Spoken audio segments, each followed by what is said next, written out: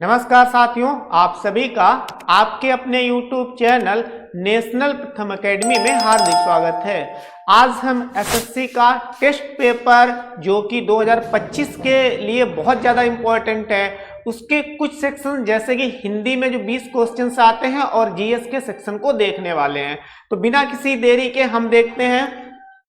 लिखा हुआ है क्वेश्चन नंबर 21 का मतलब यहाँ पे 1 है, क्योंकि मैं इसमें जो हूँ मैथ के और रीजनिंग के क्वेश्चन को नहीं करवा रहा हूं, खाली किस किस के जीएस के जो 21 से 40 होंगे आपके, और इसके अलावा में जो हिंदी के होंगे 61 से 80 तक। ठीक है, तो चलिए ये क्वेश्चन को हम पढ़ते हैं। कह रहा सूर्य के चारों ओर परिक्रमण करते समय अपनी कक्षा में पृथ्वी की अनुमानित गति किलोमीटर सेकंड में कितनी होती है। ऑप्शन आपके ये रहे हैं सामने, 100 किलोमीटर पर सेकंड, 30 किलोमीटर पर सेकंड, या फिर 500 किलोमीटर पर सेकंड, या फिर 10 किलोमीटर पर सेकंड। तो इसका राइट जवाब हो जाएगा ऑप्शन नंबर बी। पृथ्वी जो है 30 किलोमीटर प्रति घंटा से अपनी परिक्रमण जो है गति को करती है। पृथ्वी जो है सूर्य के चारों ओर, मतलब पृथ्वी जो है क्या करती है, किस तरफ से किस ओर घूमती है, तो पश्चिम से मतलब वेस्ट से ईस्ट की ओर पृथ्वी जो है वो घूमती है, अपनी गति को करती है। वहीं जो दो ग्रह हमारे और हैं, यूरेनस और वीनस, यू भी करके ध्यान रख सकते हो, इनकी ये जो गति करते हैं उल्टा करते हैं। वैसे तो जनरली पश्चिम से पूरब की ओर जो ग्रह हमारे हैं वो गति करते हैं, लेकिन दो जो ऐसे हैं जो कि पूरब से मतलब ईस्ट से वेस्ट की ओर गति करते हैं, तो इनको हमें जो है ध्यान में रखते हुए चलना है। पृथ्वी हमारी दो तरीके से गति करती है, एक तो होता है परिक्रमण, एक क्या होता है भाई, यहां पे सही से समझ लेना, एक क्या होता है परिक्रमण। परिक्रमण क्या होता है, जैसे मान लो कोई एक चीज है, मान लो ये मंदिर है, और जब हम मंदिर के चारों ओर घूमते हैं ऐसे, तो ये कहलाता है हमारा परिक्रमण। क्या कहलाता है, परिक्रमण।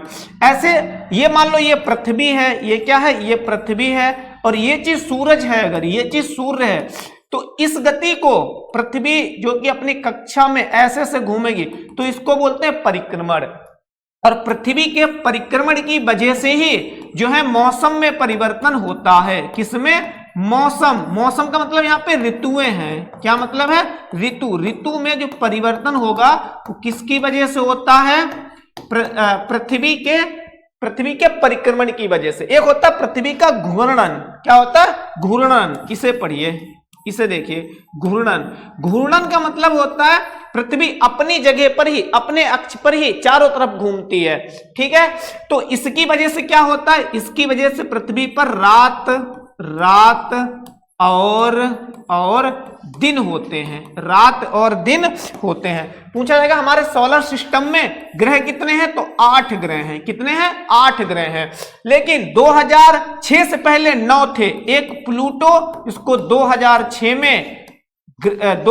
में ग्रह की कैटेगरी से बाहर कर दिया, तो प्रेजेंट में कितने हैं, 8 हैं। ठीक है, चलिए आगे देखते हैं। क्वेश्चन नंबर 2 हमारा क्या है, क्वेश्चन नंबर 2 है फंडामेंटल फिजिक्स प्राइज से सम्मानित होने वाले प्रथम भारतीय कौन थे। भाई आ जाइए, मैंने कहा था जीएस में पहला जो है काफी ज्यादा इंपॉर्टेंट होता है, तो वो पहला कह रहा है कौन थे, अशोक सेन, सीबी रमन, एसएस बोस, या होमी जहांगीर भाभा।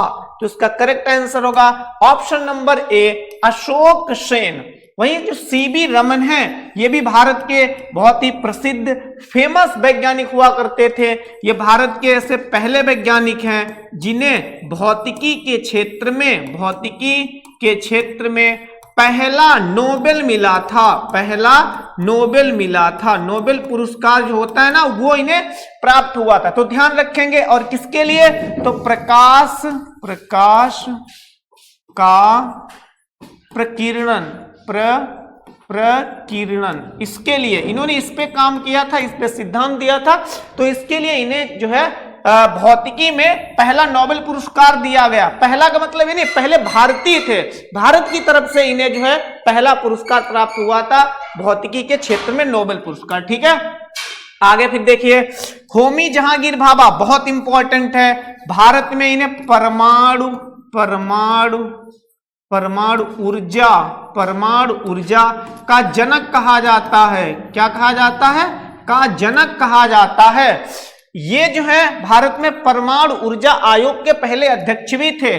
परमाणु ऊर्जा आयोग, मैं पूरी चीज लिख नहीं पा रहा हूं, परमाणु ऊर्जा आयोग के पहले क्या थे? अध्यक्ष थे। क्या थे? पहले अध्यक्ष थे। ठीक है। और एक चीज और ध्यान रखोगे, जो ट्राम्बे, मुंबई में जो ट्राम्बे परमाणु ऊर्जा केंद्र है, ट्राम्बे मुंबई में, वो जो है वो इन्हीं के नाम पर रखा गया। उसका नाम भाभा परमाणु ऊर्जा केंद्र। क्या नाम है? भाभा परमाणु ऊर्जा केंद्र। ठीक है। तो इन चीजों को हमें ध्यान में रखते हुए चलना है, क्योंकि आने वाले एग्जाम में यही से क्वेश्चन पुटअप होंगे और इंपॉर्टेंट चीजें हैं ये। क्वेश्चन नंबर 23, निम्नलिखित में से कहां नाभिकीय ऊर्जा संयंत्र नहीं है? अभी जस्ट हम जिसके बारे में बात कर रहे थे उन्हीं के क्षेत्र से क्वेश्चन ये पूछा गया है। नरौरा, कुंडनकुलम, कयगा या रामपुरा आगुचा। तो उसका करेक्ट आंसर होना चाहिए ऑप्शन डी। यहां पर परमाणु ऊर्जा अथवा नाभिकीय ऊर्जा केंद्र नहीं है। 3 में है नरौरा, यूपी के बुलंदशहर में पड़ता है। बुलंदशहर में पड़ता है। ठीक है। तो यहां पे जो है यूपी का एकमात्र परमाणु ऊर्जा या नाभिकीय ऊर्जा केंद्र है। कुंडनकुलम तमिलनाडु में पड़ता है। कहां पड़ता है? तमिलनाडु में पड़ेगा, तो यहां पर भी है। कैगा आपका कर्नाटक में पड़ता है, बहुत इंपॉर्टेंट है। कैगा आपका कहां पड़ता है? तमिलनाडु में पड़ता है। एक है क्या बोलते हैं, महाराष्ट्र के 2 ध्यान रखने हैं आपको। महाराष्ट्र के 2 कौन कौन से हैं? तो एक तो है तारापुर। क्या नाम है? तारापुर। ये पूछे जाते हैं, बहुत इंपॉर्टेंट। एक है जैतपुर, तारापुर, जैतपुर। ये कहां पड़ेंगे? ये आपके पड़ेंगे महाराष्ट्र में। एक आप और ध्यान रख लो जो कि रिसेंटली काफी ज्यादा न्यूज में है, तो उसका नाम है क्या बोलते हैं भाई, गोरखपुर। वो गोरखपुर में स्थित है, गोरखपुर। और गोरखपुर यूपी वाला नहीं है, ये गोरखपुर हरियाणा वाला है। कौन सा है? गोरखपुर हरियाणा वाला है। ठीक है। एक और ध्यान रख सकते हो, कलपक्कम। तो ये जो है गुजरात में पड़ता है। कहां? सॉरी, कलपक्कम तमिलनाडु में पड़ता है, गुजरात में नहीं भाई, तमिलनाडु में। कहां पड़ेगा? ये भी जो है आपका तमिलनाडु में पड़ेगा। जो काकरा पार है वो गुजरात में पड़ता है। ठीक है।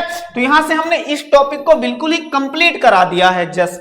तो थोड़ा सा अगर टाइम लगता है तो सेंस बनाए रखना है, क्योंकि साथ साथ में हम काफी कुछ सीख भी तो रहेंगे। टाइम लगता है तो क्या हुआ।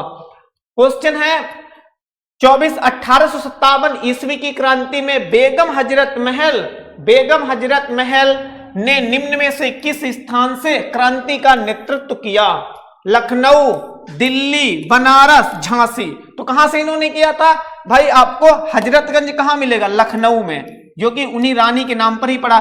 तो इन्होंने जो 1857 की क्रांति का नेतृत्व किया था वो लखनऊ से किया था। वहीं दिल्ली से जो मुगल वंश का अंतिम शासक था बहादुर शाह जफर। कौन था? बहादुर शाह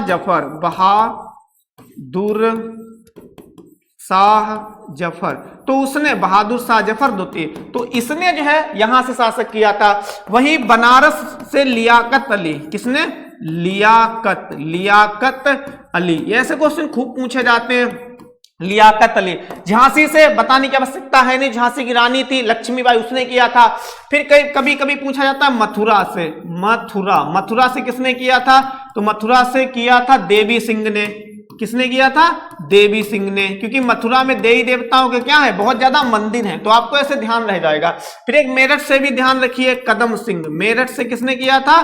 कदम सिंह ने। ठीक है, कदम सिंह। ओके, कदम सिंह ने किया था। चलिए एक चीज और ध्यान रखो, 1857 की क्रांति के बारे में पूछा जाता है कि 1857 की क्रांति का तात्कालिक अथवा प्रमुख या मेन कारण क्या था? तो मेन कारण क्या था कि अंग्रेजों ने जो है गाय की चर्बी से बने हुए कारतूसों को लॉन्च किया था। तो ये मेन कारण था, अर्थात धर्म में हस्तक्षेप। ये क्या था? मेन कारण था। पूछा जाता है कि इस समय भारत का गवर्नर जनरल अथवा वायसराय कौन था? तो लॉर्ड कैनिंग। नाम याद रखना, क्या नाम है? Lord Canning, Lord Canning. बहुत इंपॉर्टेंट ये क्वेश्चंस हैं। चलिए आगे बढ़ते हैं, आगे देखते हैं। 3 राज्यों छत्तीसगढ़, उत्तराखंड और झारखंड का गठन निम्नलिखित में से किस वर्ष में किया गया था? ऑप्शन है 1999, 2000, 2001, 2002। तो इसका आपका राइट आंसर हो जाएगा 2000 में। देखो उत्तराखंड जो है इसे तो यूपी से अलग किया गया था, यूपी से अलग किया गया, और जो छत्तीसगढ़ और झारखंड बच गए तो इन्हें बिहार से अलग किया गया था, क्योंकि ये पहले बिहार में ही हुआ करते थे। 2000 में इन तीनों को अलग अलग कर दिया गया और एक स्टेटस जो है दे दिया गया, ठीक है, स्टेट का दर्जा जो है दे दिया गया। क्वेश्चन नंबर 26 देखते हैं। भारतीय संविधान का कौन सा अनुच्छेद भारतीय नागरिकों को संवैधानिक उपचारों का अधिकार प्रदान करता है? डायरेक्ट अनुच्छेद से क्वेश्चन आ रहे हैं हमारे एग्जाम में, मतलब एसएससी जीडी में जो है पॉलिटी से जो अधिकतम क्वेश्चन आते हैं वो अनुच्छेद से आते हैं। तो अनुच्छेद पे मैंने अलग से बहुत अच्छी तरीके से वीडियो बना रखी, कई वीडियो बनाई है छोटी छोटी सी, उसमें समझाया हुआ है, तो वो वीडियो आप देख सकते हो। अनुच्छेद 32, अनुच्छेद 45, अनुच्छेद 19 या अनुच्छेद 54। तो देखो 2 ऑप्शन तो आप इसमें ऐसे काट सकते हो। भाई वो अधिकार की बात कर रहा है, संविधान का कौन सा भारतीय नागरिक संवैधानिक अधिकार, देखो अधिकार की बात कर रहा है। भाई 45 तो डीपीएसपी से संबंधित है, संबंधित है कि नहीं है? डीपीएसपी संबंधित है, ये आंसर हो सकता है नहीं। 54 भाई राष्ट्रपति से संबंधित है, राष्ट्रपति का जो निर्वाचन मंडल है उससे संबंधित, तो ये भी ऑप्शन नहीं होगा। इसमें करेक्ट आंसर क्या होगा? अनुच्छेद 32 जो है इसका करेक्ट आंसर होगा। इसमें ही कहा गया कि अनुच्छेद 32 के तहत अगर भारत के किसी भी नागरिक के अधिकारों का उल्लंघन होता है तो जो है वो कोर्ट जा सकता है, कोर्ट जो है रिट जारी कर सकती है। 5 प्रकार की रिट होती हैं और इसी को कहा गया संवैधानिक उपचारों का अधिकार। इसी अनुच्छेद 32 को ही डॉक्टर भीमराव अंबेडकर ने संविधान की आत्मा कहा। क्या कहा? संविधान की आत्मा, ठीक है ना? क्या कहा? संविधान की आत्मा कहा। तो इसको भी ध्यान में रखते हुए चलना। साथ साथ में 19 देख लीजिए। 19 क्या है? तो 19 है क्या बनाने की? अभिव्यक्ति, किसकी? अभिव्यक्ति, ठीक है ना? अभिव्यक्ति की स्वतंत्रता, संघ बनाने की स्वतंत्रता, संगठन बनाने की स्वतंत्रता, इसमें जो है ये अधिकार दिए गए हैं अनुच्छेद 19 के तहत। आगे बढ़ते हैं, क्वेश्चन नंबर 27 को देखते हैं। निम्नलिखित मंदिरों में से कौन सा मंदिर 8वीं शताब्दी ईसवी के दौरान नहीं बनाया गया था? शोर मंदिर मामल्लपुरम, कैलाशनाथ मंदिर कांचीपुरम, विरूपाक्ष मंदिर पट्टकल या फिर बृहदेश्वर मंदिर तंजावर। तो इसका राइट आंसर होगा बृहदेश्वर मंदिर तंजावर। शोर मंदिर मामल्लपुरम कर्नाटक, मैं कह रहा हूं कर्नाटक, सॉरी माफी चाहता हूं, तमिलनाडु में पड़ता है। कैलाशनाथ मंदिर ये भी कांचीपुरम में पड़ता है। एक कैलाशनाथ मंदिर ये है और एक कैलाश मंदिर है खाली। क्या नाम है? कैलाश मंदिर, ये भी बहुत ज्यादा फेमस है। ये कहां पड़ता है? ये आपका महाराष्ट्र में पड़ेगा।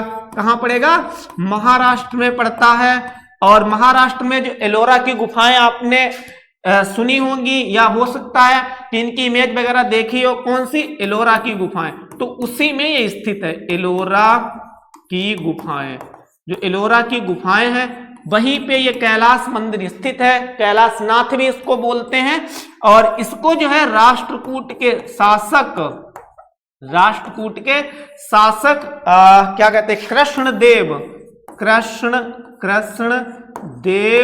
राय प्रथम ने बनवाया था। बहुत ज्यादा पूछा जाता है ये, ठीक है। चलिए आगे देखते हैं, क्वेश्चन नंबर 28 है, कह रहा 42वें संविधान संशोधन अधिनियम के द्वारा भारत के संविधान की प्रस्तावना में धर्मनिरपेक्ष शब्द को जोड़ा गया। मतलब किस वर्ष जोड़ा गया? वर्ष दिए गए यहाँ पे 1978, 1972, 1976 तो 1973। राइट आंसर होगा 1976 में क्या किया गया था? 1976 में ही हमारे जो है संविधान की जो प्रस्तावना थी उसमें पहली बार, इतिहास में पहली बार संशोधन किया गया और 3 शब्दों को जोड़ा गया। कौन कौन से थे? एक तो वो खुद कह रहा है धर्मनिरपेक्ष या पंथ निरपेक्ष। फिर है एक अखंडता, अखंडता, अखंडता, और एक आपका क्या है, धर्मनिरपेक्ष। तो 3 शब्द जोड़े गए थे 42वें संविधान संशोधन अधिनियम 1976 के तहत जोड़े गए थे। 42वें संविधान, इसको ही 42वें संविधान संशोधन को ही हम क्या बोलते हैं, मिनी संविधान, मिनी संविधान भी कहते हैं, क्योंकि इसमें कई बार संशोधन जो है आपके क्या हुए, हो चुके हैं। ठीक है, तो यहां से ध्यान रखना है। और 1978 में क्या हुआ था, 44वां संविधान संशोधन हुआ था, 44वां संविधान, इसको भी ध्यान में रखते हुए चलना है, संविधान संशोधन हुआ था।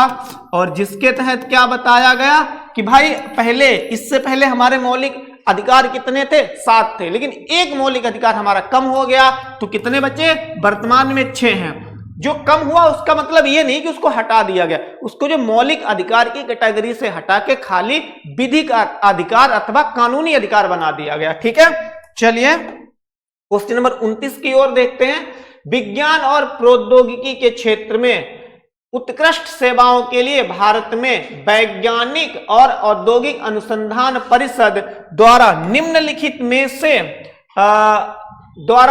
में से कौन सा पुरस्कार दिया जाता है? शांति स्वरूप भटनागर पुरस्कार, वैज्ञानिक अनुसंधान के लिए जीडी बिरला पुरस्कार, ओम प्रकाश भसीन पुरस्कार अथवा इन्फोसिस पुरस्कार। भाई इन्फोसिस के नाम से तो आपने कोई पुरस्कार सुना ही नहीं होगा अभी तक, इन्फोसिस तो एक कंपनी है ना, इसके नाम से कोई पुरस्कार नहीं दिया जाता है। इसका राइट आंसर होगा जो होगा शांति स्वरूप भटनागर पुरस्कार, इसका राइट आंसर होगा। ये ध्यान में रखो कि ये विज्ञान और प्रौद्योगिकी के क्षेत्र में दिया जाता है शांति स्वरूप भटनागर पुरस्कार, क्योंकि जो शांति स्वरूप भटनागर थे वो हमारे देश के एक वैज्ञानिक थे, तो उन्हीं के नाम पे ये पुरस्कार जो है दिया जाता है। ठीक है, साथ में एक और चीज ध्यान रखो, पहले खेल जगत का सबसे बड़ा पुरस्कार होता था राजीव गांधी खेल रत्न पुरस्कार, लेकिन अब उसका नाम चेंज कर दिया गया। अब क्या है उस पुरस्कार का नाम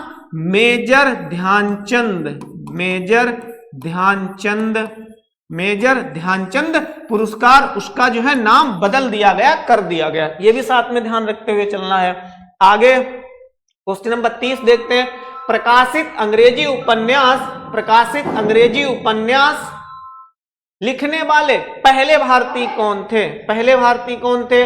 अमिताभ घोष, झुंपा लाहिड़ी, बंकिम चंद्र चट्टोपाध्याय या रविंद्रनाथ टैगोर। तो इसका राइट आंसर क्या होगा? इसका राइट आंसर होगा ऑप्शन सी, बंकिम चंद्र चट्टोपाध्याय। बंकिम चंद्र चट्टोपाध्याय ने जो है क्या किया, प्रकाशित अंग्रेजी उपन्यास लिखने वाले पहले भारतीय थे। इन्होंने जो है वंदे मातरम क्या किया, वंदे मातरम इसको भी लिखा था, है ना, किस भाषा में? मूल रूप से तो ये बांग्ला भाषा में लिखा गया था। किसमें? बांग्ला भाषा में लिखा गया था। साथ ही साथ इन्होंने आनंद मठ उपन्यास भी लिखा, अच्छा एक चीज में कंफ्यूजन बहुत होता है, अगर पूछा जाए खाली वंदे मातरम किसने लिखा तो नो डाउट बंकिम चंद्र चटर्जी होगा, लेकिन अगर पूछा जाए वंदे मातरम पत्रिका का प्रकाशन किसने किया तो आंसर होगा अरविंदो घोष, क्योंकि नाम सेम है, अरविंदो घोष, तो आंसर आपका होगा अरविंदो घोष। नाम सेम है, लेकिन अगर वंदे मातरम पत्रिका पूछे तो आंसर ये, अगर खाली पूछे वंदे मातरम के रचयिता कौन है तो बंकिम चंद्र चटर्जी अथवा बंकिम चंद्र चट्टोपाध्याय इसका राइट आंसर होगा। क्वेश्चन नंबर 31 है, निम्नलिखित में से किस भौतिक राशि की विमाएं ऊर्जा की विमाओं के समान होती हैं? ऑप्शन ए है रेखीय संवेग, ऑप्शन बी है जड़त्वाघूर्ण संवेग, ऑप्शन सी है आघूर्ण, ऑप्शन डी है कोणीय संवेग। तो इसका राइट आंसर होगा ऑप्शन सी, आघूर्ण इसका राइट जवाब हो जाएगा।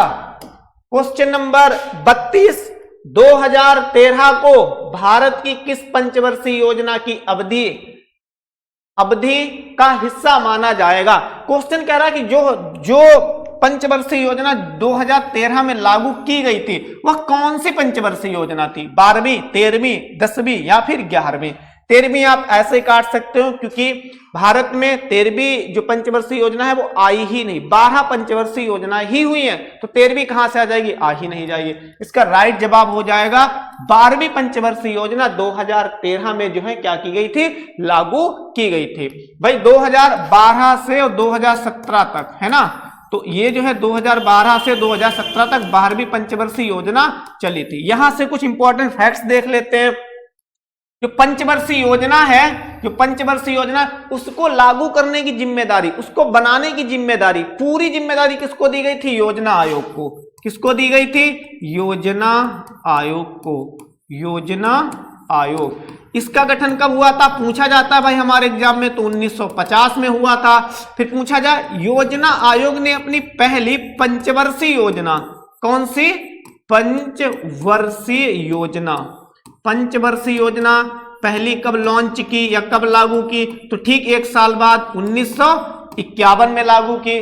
फिर अब जो है 2017 में, 2017 में क्या किया गया भाई, योजना आयोग को समाप्त कर दिया गया, खत्म कर दिया गया, और इसके स्थान पे क्या लाया गया, नीति आयोग। क्या लाया गया, नीति आयोग, ठीक है ना, क्या लाया गया, नीति आयोग लाया गया। तो इस चीज को भी हमें साथ में ध्यान में रखते हुए चलना है। साथ में क्वेश्चन बहुत पंचवर्षीय योजना से पूछा जाता है कि पहली पंचवर्षीय योजना, दूसरी पंचवर्षीय योजना और तीसरी पंचवर्षीय योजना ये किस मॉडल पर आधारित थी, तो शॉर्ट ट्रिक है एच एम जी। एच से नाम है उनका प्रोफेसर का, जो हमारे अर्थशास्त्री थे, हेराल्ड डोमर।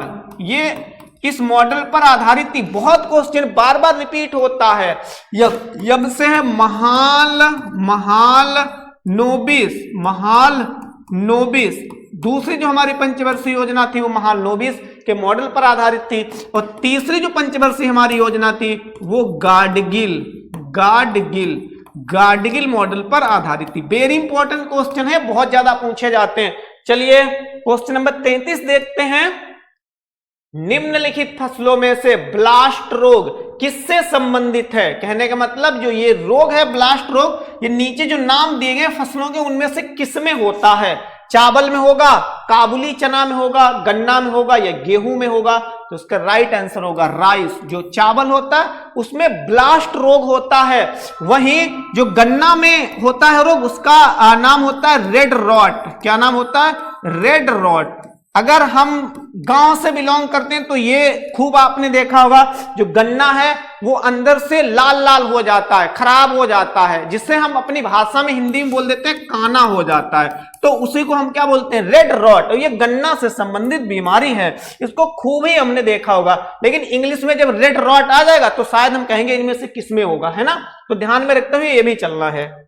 क्वेश्चन नंबर 34, सूर्य के प्रकाश के संपर्क में आने से निम्नलिखित विटामिनों में से किसका संश्लेषण होता है। ऑप्शन ए है के, vitamin C, vitamin E, vitamin D. तो इसका राइट जवाब हो जाएगा ऑप्शन डी, अर्थात विटामिन डी इस क्वेश्चन का राइट जवाब हो जाएगा। साथ साथ और भी एक्स्ट्रा फैक्ट देख लेते हैं इसमें। अगर पूछा जाए विटामिन की खोज किसने की थी, विटामिन की खोज जो है किसने की थी, तो फंक ने विटामिन की खोज की थी। साथ साथ में पूछा जाता है कि बताइए अघुलनशील विटामिन कौन कौन सी होती हैं। अघुलनशील विटामिन कौन कौन सी होती हैं, अर्थात जो जल में घुलती नहीं है। तो इसकी शॉर्ट ट्रिक है, के नहीं है यहाँ पे, माफी चाहूंगा, के नहीं है यहाँ पे, अघुलनशील, अघुलनशील। इसकी शॉर्ट ट्रिक है के ई डी ए, कीड़ा। ये अघुलनशील है, ये अघुलनशील है, ये अघुलनशील है, ये अघुलनशील है। अगर ये आपने पता कर लिया तो घुलनशील आपको पता चल जाएगा। जो बची हुई विटामिन होगी वो क्या होंगी, घुलनशील होगी। कौन कौन सी घुलनशील होंगी फिर जो बच गई हैं, घुलनशील कौन कौन सी, जैसे इसमें देखो बी कहीं पे है नहीं है तो बी आपकी क्या होगी, घुलनशील होगी। सी कहीं पे है नहीं है तो सी, ये क्या है, ये घुलनशील विटामिन है। वो कौन सी है, अघुलनशील विटामिन है। चलिए आगे बढ़ते हैं, क्वेश्चन नंबर 35 देखते हैं। संक्षिप्त नाम सार्स में अक्षर ए का अर्थ क्या है। कहने का मतलब है जो सार से इंग्लिश में नाम लिखा है इसकी फुल फॉर्म जब लिखोगे तो इस ए का मतलब क्या होगा, एक्टिव, एलर्जी, एक्यूट या फिर एसिडिक। तो इसका राइट जवाब हो जाएगा एक्यूट। क्या इसका आंसर होगा, एक्यूट। क्वेश्चन नंबर 36, निम्नलिखित में से कौन सा सांस्कृतिक पर्यटन स्थल बेतवा नदी के तट पर स्थित है। तो क्या राइट जवाब इसका होगा, ऑप्शन पहले देख लीजिए, ओरछा, मांडू, दतिया या फिर उज्जैन। उज्जैन को आप ऐसे काट सकते हो क्योंकि जो उज्जैन है वो क्षिप्रा नदी के किनारे स्थित है। किस पे, क्षिप्रा नदी के किनारे स्थित है, ना कि बेतवा के नदी के किनारे स्थित है। इसका राइट आंसर होगा ओरछा। ओरछा जो है ये एमपी में पड़ता है। वैसे एमपी में तो इसमें अधिकतर पड़ते हैं, ये उज्जैन भी आपका एमपी में ही पड़ता है, महाकालेश्वर मंदिर यहीं पे है, मांडू भी आपका एमपी में ही पड़ता है। लेकिन ओरछा जो है ना ये पर्यटक स्थल है, यहाँ पे टूरिस्ट लोग बहुत ज्यादा जाते हैं, इसीलिए जो है ये क्वेश्चन हमारे इसमें टेस्ट पेपर में पूछा गया है। क्वेश्चन नंबर 37, निम्नलिखित में से कौन सी नदी पश्चिम में बहने वाली नदी है। Option A Baitarani, option B Sabarmati, option C Kali नदी, ऑप्शन डी धांधर। पश्चिम में बहने वाली है तो ऑप्शन कौन सा इसमें राइट जवाब हो जाएगा, तो इसका राइट जवाब हो जाएगा साबरमती। क्या होगा, साबरमती जो है ये पश्चिम की ओर बहते हुए और अरब सागर में गिरती है। बैतरणी नदी जो है वो आपकी उड़ीसा की नदी है और महानदी की सहायक नदी है बैतरणी, ठीक है। तो ये तो पूरब की ओर बहेगी भाई, क्योंकि उड़ीसा कहां है, पूरब में है ना। फिर काली नदी तो ये लगभग में भारत और क्या बोलते हैं नेपाल के बीच में जो काला पानी विवाद है वहां से आती है, पश्चिम की ओर बहते हुए ऐसे निकल जाती है। इसको शारदा नदी भी हालांकि बोलते हैं। क्या बोलते हैं, शारदा नदी भी बोलते हैं, ठीक है। चलिए आगे देखते हैं। क्वेश्चन नंबर 38 क्या है, दीप्त तीव्रता जिसे इंग्लिश में ल्यूमिनियस इंटेंसिटी बोलते हैं को मापने के लिए एसआई इकाई क्या है। एसआई इकाई क्या, मोल, एम्पियर, केल्विन या फिर कैंडिला। तो इसका राइट जवाब हो जाएगा कैंडिला। वहीं एम्पियर जो है वो विद्युत, किसकी, विद्युत की एसआई मात्रक है। क्वेश्चन नंबर 39, निम्नलिखित में से किस प्रकार की मिट्टी को रेगुर मिट्टी के नाम से जाना जाता है। लाल मिट्टी, लैटराइट मिट्टी, जलोढ़ मिट्टी या फिर काली मिट्टी। तो इसका राइट जवाब हो जाएगा काली मिट्टी। काली मिट्टी विशेषकर भारत में जो महाराष्ट्र है, क्या है, महाराष्ट्र है, गुजरात है, वहां पर पाई जाती है। वहां पर क्या की जाती है, पाई जाती है। और इसमें जो है जैसे कपास की खेती सबसे अच्छे प्रकार से होती है, कपास है, चना है, तो इन चीजों की खेती होती है। आगे क्वेश्चन नंबर 40, बादशाहनामा पुस्तक का लेखक निम्नलिखित में से कौन है। अब्दुल हमीद लाहौरी, गुलबदन बेगम, अबुल फजल या जियाउद्दीन वर्नी। तो इसका राइट जवाब क्या हो जाएगा, बादशाहनामा। राइट जवाब हो जाएगा ऑप्शन ए अब्दुल हमीद लाहौरी। लेकिन थोड़ा सा यहां पे और समझ लीजिए, क्योंकि ऐसे नामा करके कई सारी पुस्तकें आती हैं। जैसे एक आती है आपकी अकबरनामा, इधर देखिए भाई, अकबरनामा, अकबरनामा। एक तो ये खुद आ गई है बादशाहनामा, बादशाहनामा। और एक क्या है, हुमायूं नामा, हुमायूं नामा। अब देखो जब 3 किताबें आएंगी ना तो आपको अगर आता भी को तब भी भूल जाओगे। तो तीनों किताब किसने लिखी है ये जानना बहुत जरूरी है। जैसे बादशाहनामा तो अभी हम देख चुके हैं, अब्दुल हामिद लाहौरी। तो बादशाहनामा किसने लिखी है, मैं शॉर्ट में लिख रहा हूं, बाकी तो ऊपर लिखा हुआ है लाहौरी, अब्दुल हामिद लाहौरी ने। अकबरनामा अबुल फजल लिखेंगे। कौन लिखेंगे, अबुल फजल, अबुल फजल, अबुल फजल। ऐसे ध्यान रख सकते हो, अकबरनामा में भी आ है और इसमें भी क्या है, आ है, क्योंकि यहां पे कंफ्यूजन हमें दूर करना है। सब में लास्ट में नामा नामा लगा हुआ है, कैसे दूर करोगे भाई। और उसके बाद में जो हुमायूं नामा है ना वो गुलबदन बेगम ने लिखी। किसने लिखी, गुलबदन बेगम ने लिखी। तो यहां पे मैंने कोशिश की है ये सारी चीजें समझाने की, आपको कंफ्यूजन बिल्कुल भी ना हो। तो वीडियो पसंद आ रही हो बिना कहे हुए लाइक करें, हमारे चैनल को सब्सक्राइब करें। तो आगे देखते हैं। अब हम 20 क्वेश्चन देखने वाले हैं जो हिंदी के, क्योंकि हिंदी सेक्शन से भी एसएससी जीडी में 20 क्वेश्चन आते हैं। ऊपर पहले निर्देश पढ़ लीजिए। नीचे दिए गए शब्दों के पर्यायवाची अर्थात समानार्थक शब्द के लिए चार विकल्प दिए गए हैं, उचित विकल्प चुनिए।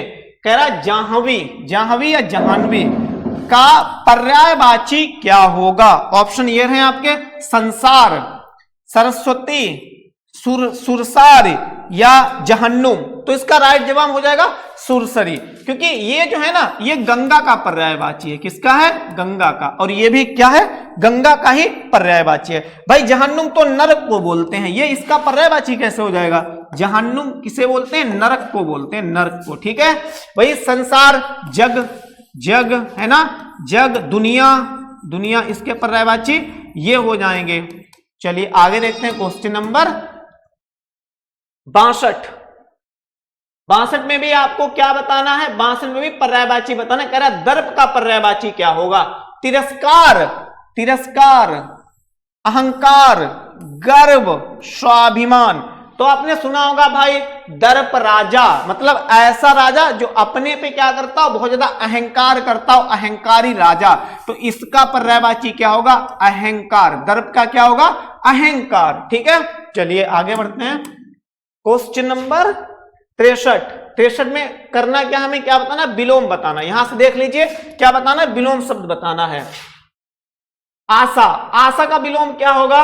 दिए गए ऑप्शन ये हैं आपके सामने, दुराशा, निराशा, हताशा, नाउम्मीद। तो राइट इसका जवाब हो जाएगा निराशा। भाई व्यक्ति में जब आशा नहीं होती है तो वो निराश हो जाता है स्वयं को, है ना। तो इसका उल्टा क्या होगा? आशा का? निराशा, ना कि दुराशा। दुराशा नहीं होगा, ना कि हताशा होगा, और ना कि नाउम्मीद होगा। क्वेश्चन नंबर 64 देखते हैं। इसका हमें क्या बताना है? विलोम बताना है ना, विलोम। जो ऊपर वाले का बताना था उसका इसका भी वही चीज बताना है। परोक्ष का विलोम कह रहा है क्या है? प्रत्यक्ष, स्थूल, दृष्टव्य या फिर अपरोक्ष। तो राइट जवाब हो जाएगा परोक्ष का जो विलोम होगा वो क्या होता है? प्रत्यक्ष होता है। ठीक है ना। और ऐसे भी प्रत्यक्ष का अप्रत्यक्ष भी हो सकता है, अप्रत्यक्ष, अगर आपके ऑप्शन में दिया गया हो तो। ठीक है, चलिए अब आगे देखते हैं। क्वेश्चन नंबर 65-66 क्या है?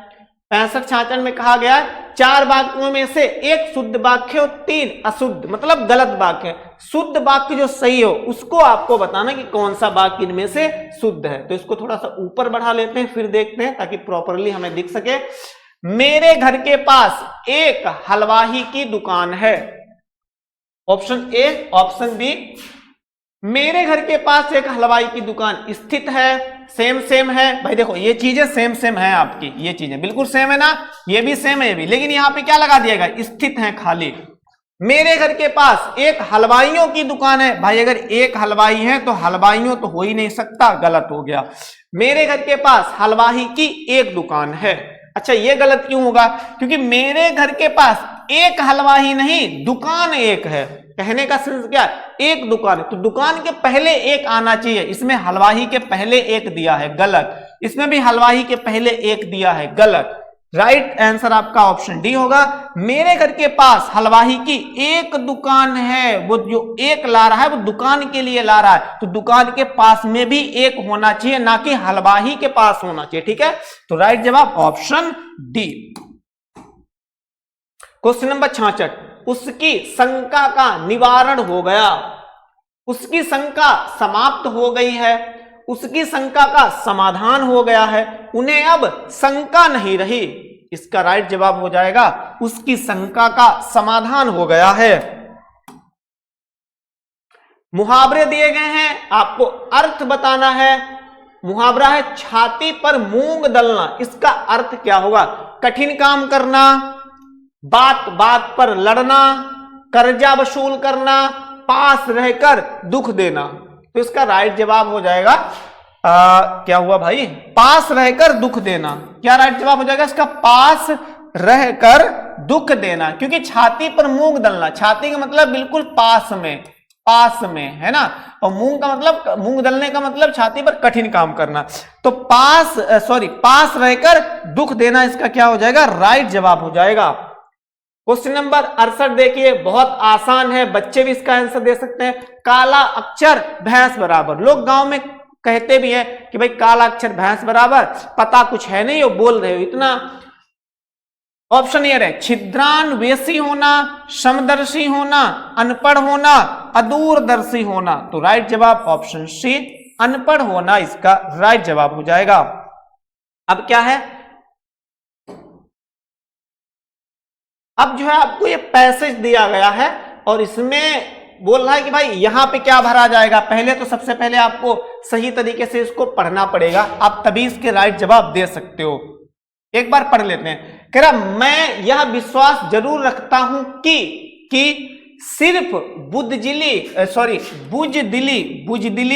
और हिंसा में से डैश है, फिर डैश है, करना हो तो मैं हिंसा को चुनने की दूंगा। अब क्या दूंगा, सलाह हो सकता है, यहां पे क्या हो सकता है, सलाह, चुनने की सलाह दूंगा। मैं यहां पसंद करूंगा कि हिंदुस्तान अपनी इज्जत के लिए हथियारों की मदद ले,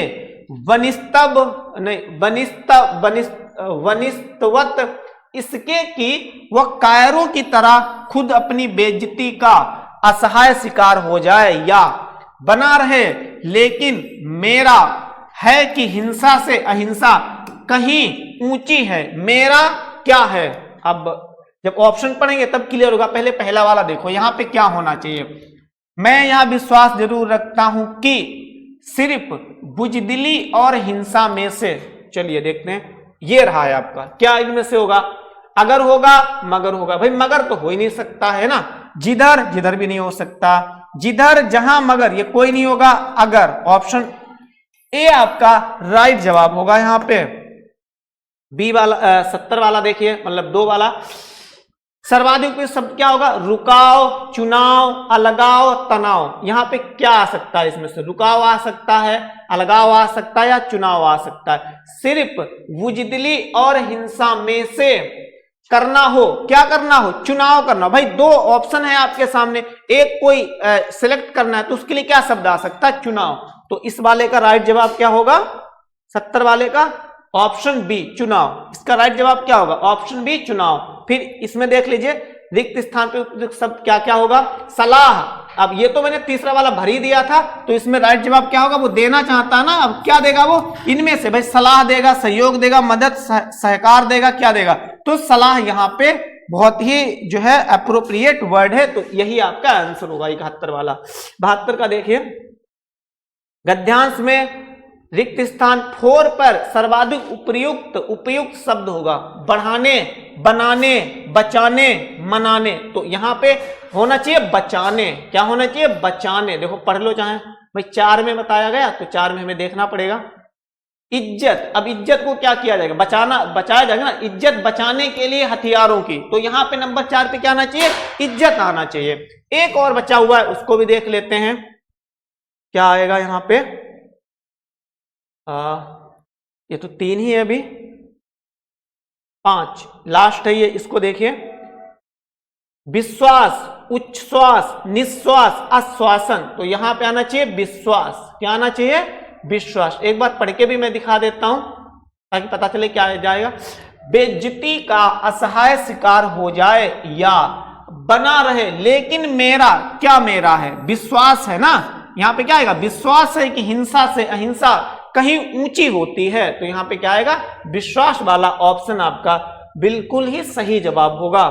अब ये देख लेते हैं विश्वास कौन सा ऑप्शन है, तो ऑप्शन ए 73 का जो राइट जवाब होगा वो ऑप्शन ए होगा। नीचे दिए गए प्रत्येक वाक्यांश के लिए एक शब्द दीजिए, इसके लिए 4 विकल्प दिए गए हैं। उचित विकल्प का चुनाव कीजिए। वह वस्तु जो नाशवान हो, नाशवान का मतलब क्या, जो नष्ट हो जाती हो समय के अनुसार, तो नश्वर उसे कहेंगे या शाश्वत। शाश्वत तो भाई ठीक इसके उल्टा होता है, शाश्वत का मतलब होता है जो कभी भी नष्ट ना हो, तो उसको बोलते हैं शाश्वत। जो चीज सदैव ही चलती रहे तो उसको क्या बोलते हैं, शाश्वत। अमर, अमर तो भाई उम्र के सेंस में अमर का यूज होता है, जो कभी ना मरे तो उसको क्या बोलते हैं, अमर। अलौकिक का मतलब क्या होता है, जो इस लोक से संबंध ना हो रखता हो, लोक, इस लोक से संबंधित ना हो तो उसे अलौकिक बोलते हैं। एक ही ऑप्शन बचा नश्वर। नश्वर का मतलब क्या होता है? जो नष्ट हो जाए, जो क्या हो जाए, समय के अनुसार या कुछ समय के बाद में क्या हो, नष्ट हो जाए, खराब हो जाए, तो उसको क्या बोलते हैं? नश्वर बोलते हैं। आगे क्वेश्चन नंबर 75, वह स्त्री जिसे पति ने त्याग दिया हो उसे क्या बोलेंगे? कुलटा। इस पे मैंने सेपरेटली अलग से जो है क्लास में लिखवाया हुआ था, वहीं से क्वेश्चन है। कुलटा, परकीया, परित्यक्ता, बांझ। तो राइट जवाब क्या हो जाएगा? परित्यक्ता, क्योंकि त्यक्ता इसमें आ गया ना। त्यक्ता मीन्स क्या होता है? त्यागना ही होता है। क्वेश्चन नंबर 76, वृद्ध भिखारी 2 रोटी खाकर हो गया। ऑप्शन आपके सामने, क्या हो गया? तप हो गया। तप क्यों होगा भाई? उसके भूख लगी होगी, उसने रोटी खाई, तो तप थोड़ी ना उसे इससे मिलेगा। तप्त हो गया, तप्त सही नहीं होता है, तप्त थोड़ी ना सही होता है। तृण हो गया, बिल्कुल गलत। तृप्त हो गया, क्या हो गया? तृप्त हो गया। भाई भिखारी है, वृद्ध भिखारी 2 रोटी खाकर हो गया, क्या हो गया? तृप्त हो गया। ठीक है। तृप्त का मतलब होता है जो चीज हम जिसका कंज्यूम करते हैं उसके बाद में हमें जो संतुष्टि मिलती है उसको क्या बोलते हैं? हम तृप्त बोलते हैं। इंग्लिश में सेटिस्फाई या सेटिस्फैक्शन बोल सकते हो। क्वेश्चन नंबर 77, रवि सदा मदन के प्रति रहेगा, क्या रहेगा? कृपा रहेगा। कृपा कर सकता है लेकिन कृपा रहेगा थोड़ी ना, है ना, तो ये तो नहीं होगा।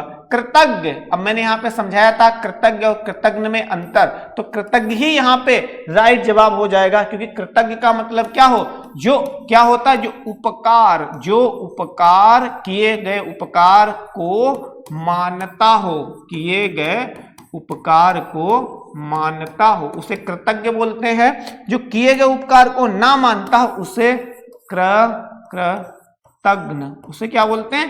कृतज्ञ बोलते हैं। 2 क्वेश्चन और बचे हैं। इसमें कह रहा है कि ये आपका एक वाक्य दिया गया है, इसमें उस हिस्से को, उस पार्ट को आपको फाइंड आउट करना है जो गलत है, जो रॉन्ग है। चलिए देखते हैं। राम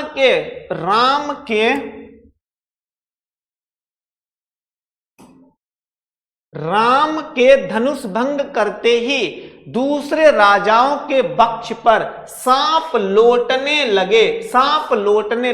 अब एक तरीके से मुहावरा है, अगर इसका आपको अर्थ पता है तो बता सकते हो। दूसरे राजाओं के गलत है, दूसरे राजाओं के गलत है क्या? नहीं भाई, गलत नहीं है, बिल्कुल सही दिया है। राम के धनुष भंग करते ही, नहीं, ये भी सही है, ना कोई स्पेलिंग एरर है, ना कोई कैसे। वक्ष पर सांप लौटने लगा, बिल्कुल यही सही जवाब हो जाएगा। वक्ष नहीं होना चाहिए यहाँ पे, वक्ष में तो छाती होता है, छाती नहीं, कलेजा होना चाहिए। कलेजे, आपने मुहावरा पढ़ा होगा ना, कलेजे पर सांप लौटना, कलेजा होना चाहिए, कलेजे नहीं, क्या होना चाहिए? कलेजा। तो यही आपका क्या हो जाएगा? ऑप्शन सी इसका राइट जवाब हो जाएगा। आज की वीडियो का लास्ट क्वेश्चन, इससे पहले मैं कहना चाहूंगा, अगर आपका भी एसएससी जीडी 2025 में फॉर्म पड़ा है, आप भी एग्जाम देने जा रहे हैं, तो आप हमारे चैनल को तुरंत ही सब्सक्राइब कर लीजिए, क्योंकि इस चैनल पे मैं आप सभी लोगों के लिए करवा रहा हूं एसएससी जीडी की प्रैक्टिस से जितने हो सकते हैं उतने। एक हफ्ते में अभी 2 जो है मैं फुल टेस्ट करवा रहा हूं, उसके बाद में सेक्शन वाइज भी टेस्ट, जीके के अलग हो रहे हैं, हिंदी के अलग हो रहे हैं, उसके बाद में मैथ और रीजनिंग के अलग टेस्ट पेपर करवाए जा रहे हैं। तो तुरंत ही हमारे चैनल को सब्सक्राइब कर लें।